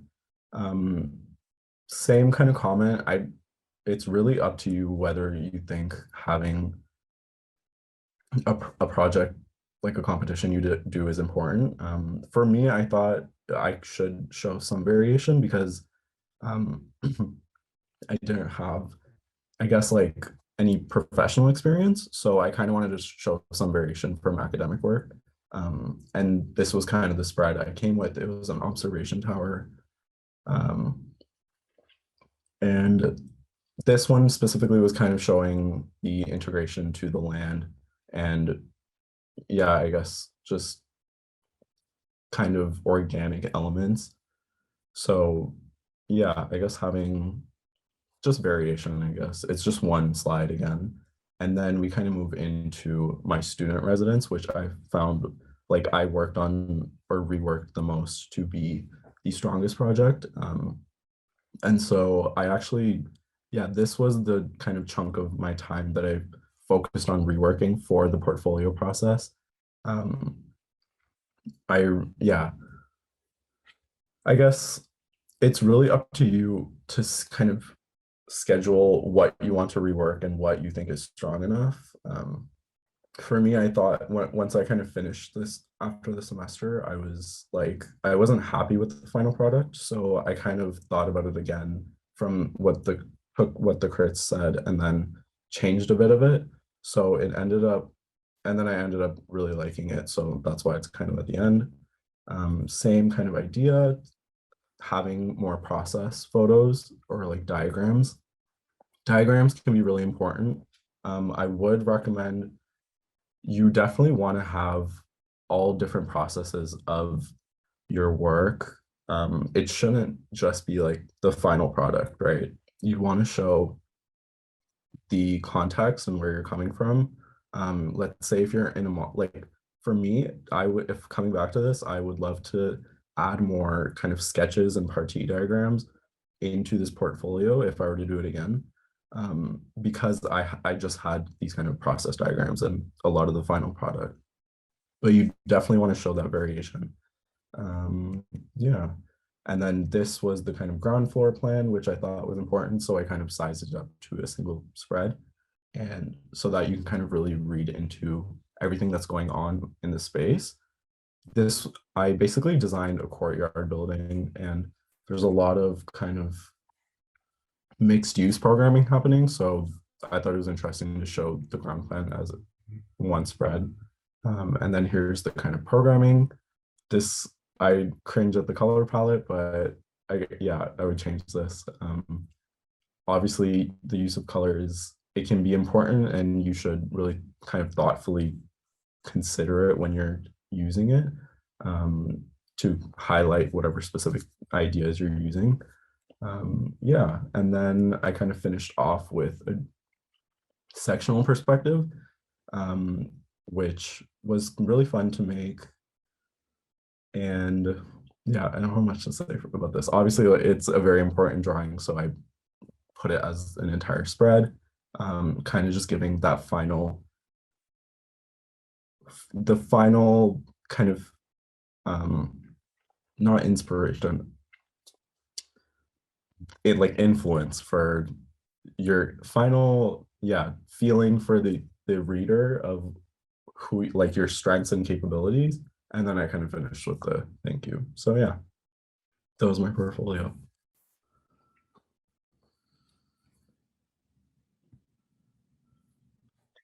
Thank you, Ashish. Again, it was really interesting seeing your portfolio because Buck Tower and myself are both in our third year of design. So it's interesting seeing like projects that we're working on or we have done like in context.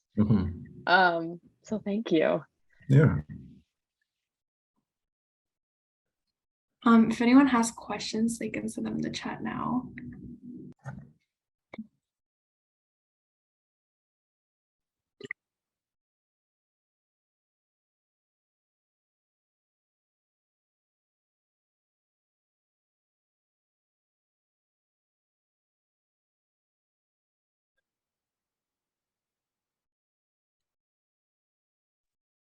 Yeah, so someone asked, when is a good time to submit applications?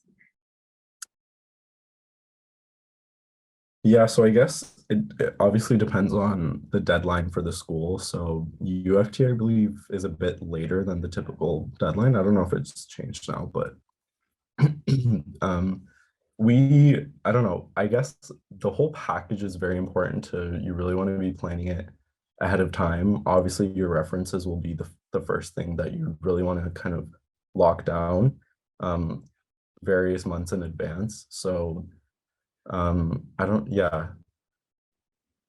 that's one thing. And then like the process of actually submitting obviously it's great to submit in earlier than the deadline. I remember me and my friend, we ended up like submitting an hour before like midnight, and it was really bad because you run into technical difficulties obviously when you're kind of compressing and exporting your portfolio. So I would say at least like make sure a few days in advance you're exporting the portfolio, making sure it's the right size, seeing that you're not running into technical difficulties. And then it's obviously best to submit a few days in advance, but like it's a deadline. just try to get it in whenever you can. And then the kind of application package works its way throughout the months. Like your letter of intent, you kind of schedule in time to write that and proofread it and get it read by professors. The references, and I forgot what else there is to the package, but there's a few other things.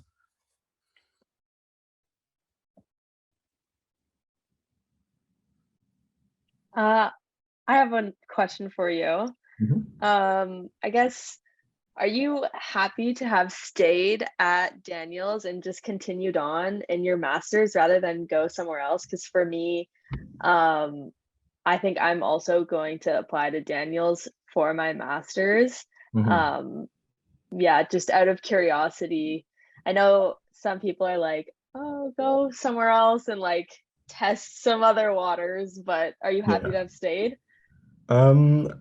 There's obviously a lot of factors that go into it. I think Yeah. first and foremost is like, yes, you can, it's really about the school practice and the intentions of the school. So for me, I thought Daniel still did align with what I wanted to do with research and whatnot. And the other factors were like convenience, because I grew up here and it's like, it's home. And obviously like affordability, American schools are insanely expensive. So if you have the opportunity, it's awesome. Like go choose other schools if they align with your design intentions and studies.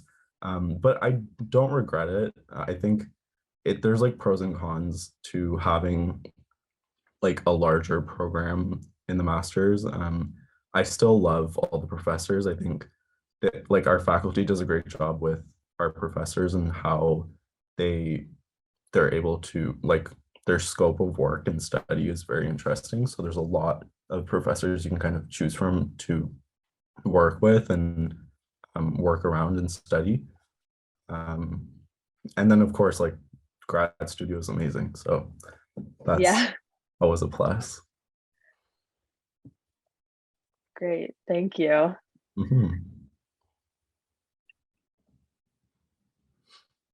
Maybe like, what are your opinions on Daniels? I'd love to hear. Me? Yeah.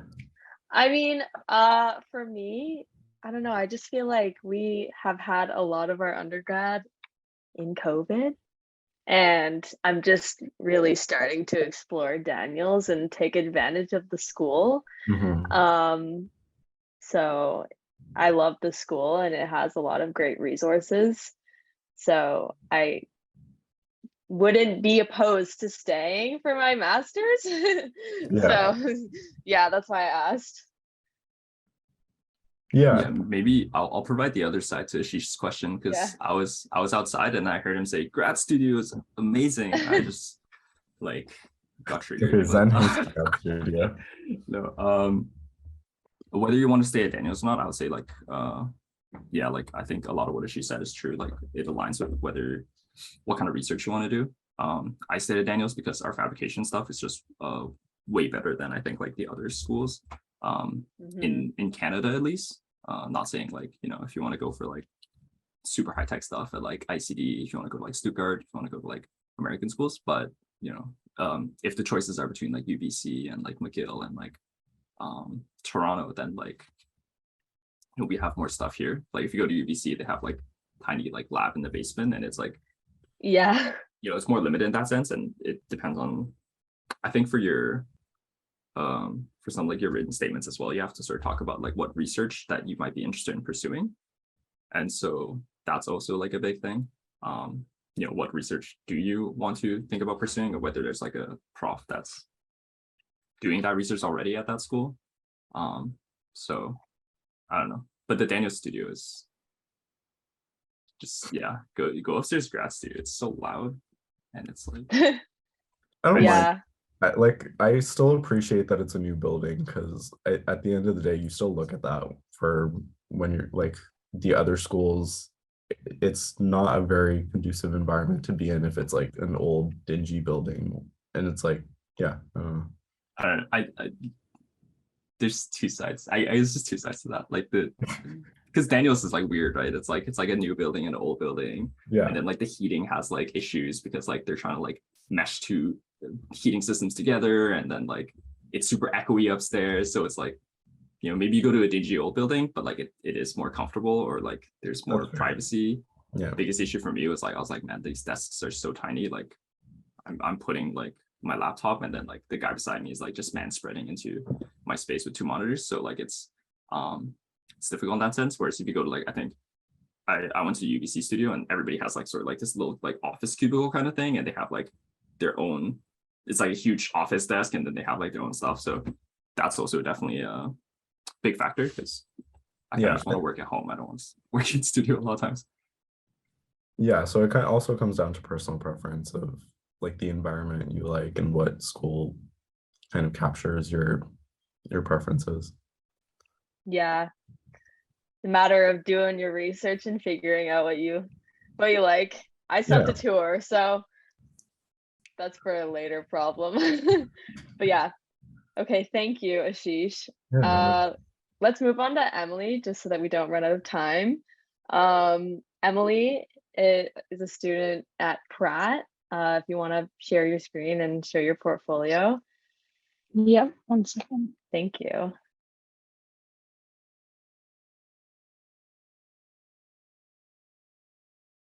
All right, yeah.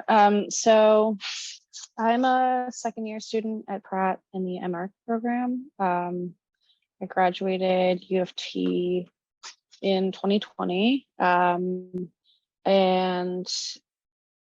I did the design stream, so I also didn't do thesis. And I remember, I think, I don't know, like the application process for me was very constrained, because I did an exchange year. So I actually had to double load my final semester.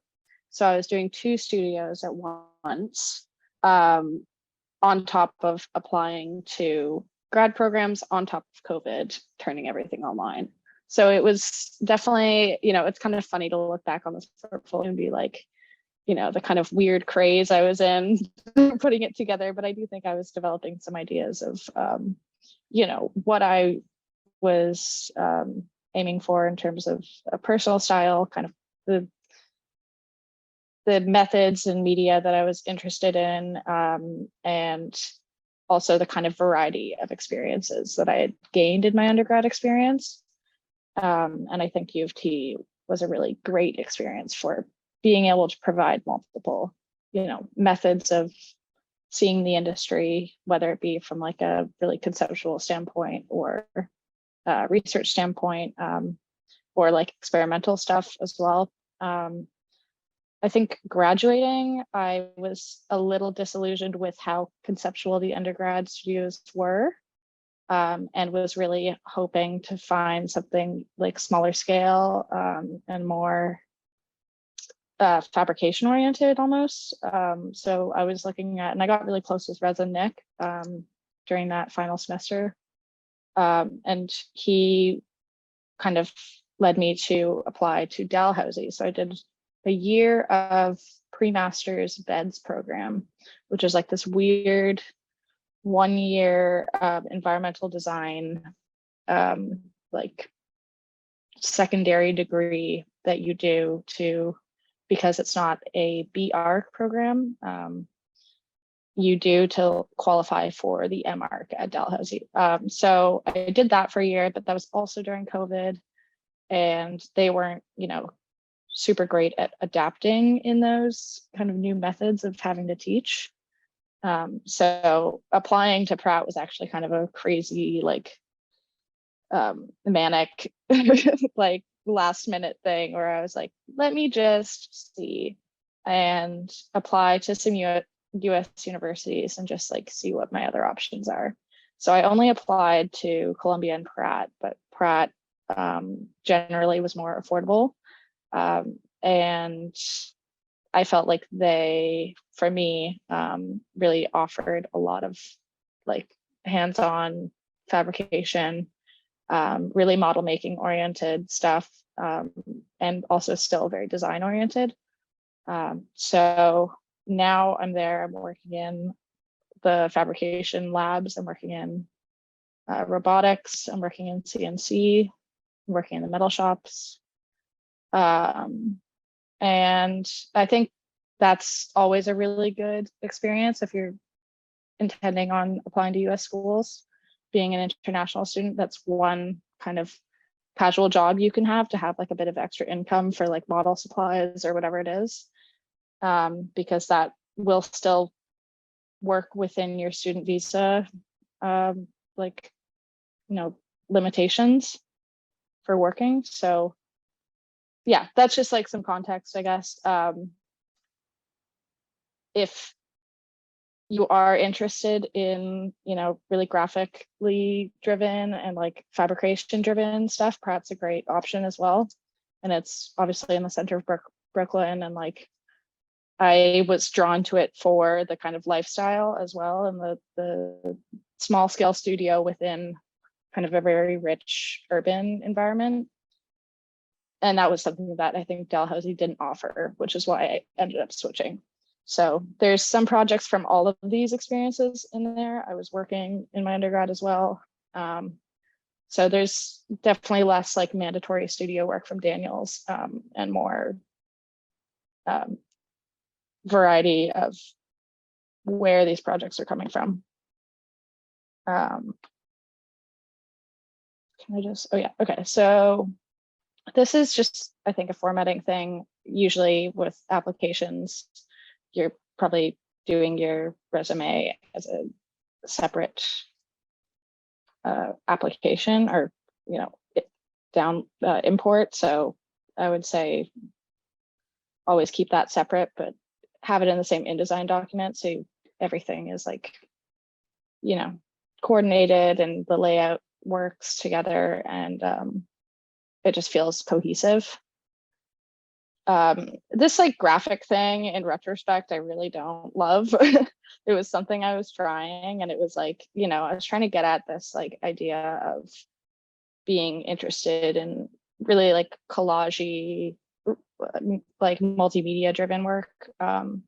So I think if you can find a graphic that through trial and error, like kind of can tell the story of your own personal style, and maybe even the story of the projects themselves, as other people were saying, you can do that through graphics, but I would say like more times than not, it can really turn out to be gimmicky, which in retrospect, I think this is. So I would avoid gimmicky graphics. This is a student housing project from third year, I guess.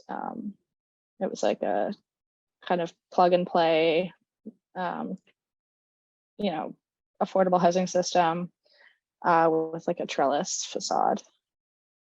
And yeah, only adding like text where, you know, it's really necessary to kind of like explain what's happening in the drawing, or like explain what you couldn't in the overview and in the like cover page. I'd also say like try to keep your cover page scheme and like first spread really consistent throughout. And so I was kind of trying this idea of like, you know, giving the reader context right off the bat of like, this is where it's located. This is like a kind of simple, you know, map of the project. And then these are like the main images that explain it. And then kind of really, yeah, diving into the meat of the project. This is obviously like a more technical page. I think, you know, this also in retrospect could probably use a bit more white space. But I think showing your most detailed work as large scale as possible, so they can really start to like see how much effort was put into like getting at every level of scale in a project, is always going to be helpful for you. This section is weird and I hate it, but always like, yeah, like section perspectives are great to do for a full spread. I think, again, yeah, like finding ways to really add detail in like unexpected areas, or like try to resolve things that you maybe couldn't have modeled in Rhino, that you can like resolve through drawing is always a good way to like go back to a project that you might not have touched in a while, and just like play around with how it can develop a bit more. This was like a built like little lookout thing for a summer studio. And yeah, I think it's always good to show any built work at whatever scale it is. And I think 1-to-1 scale, if you have anything like that, is always going to be really impressive for the people, you know, receiving your portfolio. So I was just trying to like show, you know, the main scheme, the kind of main concept behind the project. So, you know, instead of having to read all of this, they could probably just look at this and get the gist of what's going on. And then this is obviously way more photography driven in the end because it was just a built project. But again, just like kind of explaining the method of developing this frame. And then this is like a weird experimental project with Resinick. It was a kind of group urban study on Parkdale. So yeah, just trying to like really show off like the different levels of media that were built up through research of the area. I think this course, I don't know if it's the same or if it's still running, but it's a really interesting assignment that makes you like do a video, which I think if you have the ability to show, you know, multimedia or like alternative media, then definitely take advantage of that. But obviously some of the restrictions are pretty tight for portfolio submissions. And yeah, this is just very like illustrative, kind of like, you know, collage research of the site and kind of back points of transition in Parkdale. And then this is like kind of the final drawing proposing, I guess, like a track system that can that has like adaptive nodes for creating sites of gathering, little pop-up stores, you know, and kind of reclaiming a really kind of derelict, like old parking lot that's fenced off. This is a precedent study. I think including precedent studies are like, I would say generally like frowned upon actually, but this study was like, I think really formative for me, and in developing my like language of drawing.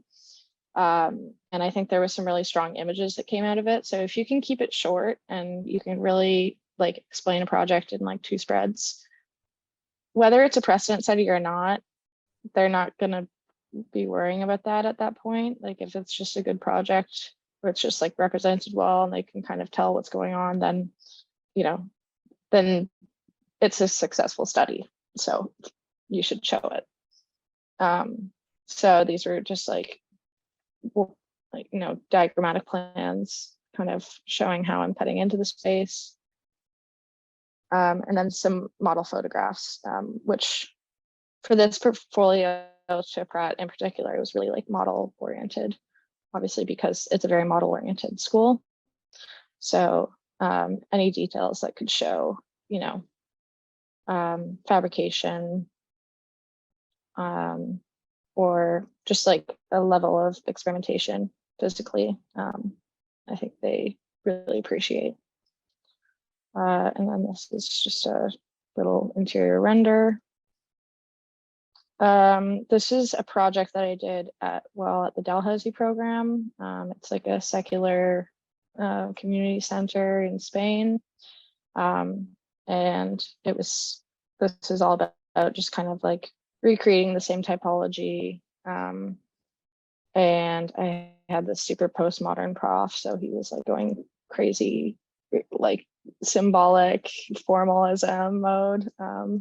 So it was like, you know, some fun experimentation whoa, I'm like having a brain fart.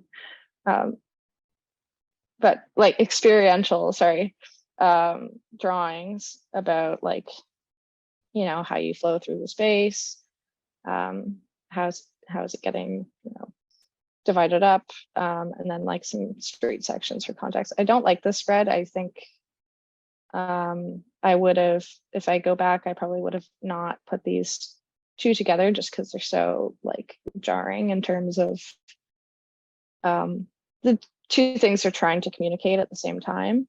So I think if you can find a way like to really make each spread like super cohesive, and really like it's really obvious what it's trying to communicate to you right off the bat.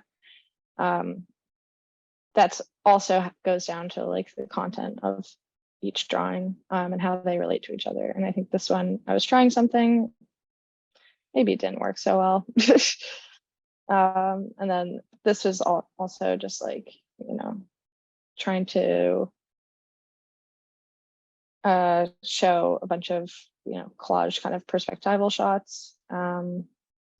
These technical drawings, I'm not sure if I would include these in the end, but I think they kind of give insight into just like the nature of the lot that we were given, and how long and linear it is, and how I was working with that as a constraint into this like processional thing. And then detail work, just because I think it's good to show any kind of, you know, variety of scale of things that you can really work out. And yeah, I think that's always going to be a plus if you can really get into the details with a project, or at least with one. This is some professional experience. This is like a mid-rise in Halifax. And these drawings were specifically done for a competition. And it was a competition for urban housing and urban public spaces. And so this section was really like what it was all about, was this kind of procession, this like big light filled lobby that you can cross right through into the park. And so I think like, yeah, really going in on a drawing and like trying to figure out exactly what's the message that you're getting at with each drawing is always going to be a really strong quality to show off. This is an elevation. I don't think this is a great project to end with in retrospect. Also, I think if I were to go back, I would probably switch the order a bit. Because I don't think, I think I wanted to show a professional experience, but I think I was thinking about it as kind of a separate thing to my academic experience, when I think you should really think about it, about how it actually is starting to inform your academic experience. So ordering that maybe in relation, if you have any like professional experience in housing or whatever it is, like maybe put it near or adjacent to another studio housing project, so you can kind of show what you've learned and how you've applied it. Yeah, so that's it. Okay, thank you for sharing. I don't see any questions in the chat, but I just want to know if you're enjoying Pratt. Are you happy you chose it? Do you like it? Yeah, no, I do really like it. I think I've really found kind of my niche here. I think, you know, getting into really embracing the fabrication, embracing the things that they have to offer in that regard, has made my experience like really worthwhile so far. And I think Pratt, you know, has a lot of really interesting things going on and is really well connected with like GSAPP and other like really important names within the architecture community in New York. Like they have a whole external site in the Navy Yards, which is like committed to robotics and like large scale fabrication. And yeah, I think the kind of small scale nature of it is really nice in comparison to my experience at Daniels, in terms of like, you know, having like a really intimate kind of studio setting and getting to know your profs really well. Someone said, what are the pedagogy differences between Pratt and a school like Daniels or GSAPP? What is a focus on their classes? Form finding, model making, tradition drawing. Okay. So the pedagogical differences, I would say, it's not too dissimilar. I would say that they are more concerned with form finding in the early stages to kind of get everyone caught up in media. And like there's a whole stream of studio courses that you take called mediums, and there's 3 of them. And it's basically just getting everyone caught up on like all the latest technology. So you're doing like animation technology, you're doing photogrammetry, you're doing LiDAR scanning, you're doing CNC milling, you're doing robotics, you're doing like, it's really like, I would say like, I don't want to say like tech forward because it doesn't feel like technology forward in that way, but it's really like media forward. So they're just trying to like expose you to everything that you can do to like use to your advantage to make something. And they also really integrate, I think, in comparison to Daniels, Pratt has a lot of on-campus, like really it's an art school at the end of the day. So they really take advantage of like the other shops that are within the campus. So I now know someone who's doing fashion, and they're doing like robotically printed dresses. And so it's, you know, there's a lot of like cross collaboration, and it kind of exposes you to like different streams that you could go into using your architectural skills. But at the end of the day, they are still really concerned with architecture, and they make the curriculum such that like you don't really get into like this first semester, second year project is the first that we're really like getting into the details of a building, which like you're working out, you know, every system, and you're doing construction drawings, and you're specifying exactly what beam and column you're doing, but you're also doing like really rich design work and really, you know, experimental kind of model making things. So I think that cross collaboration didn't happen so much at Daniels, and that would be a difference, I would say. I don't know too much about GSAPP actually. Maybe Zoona could speak more to that. I would say it's probably less research oriented than GSAPP generally, and more design driven.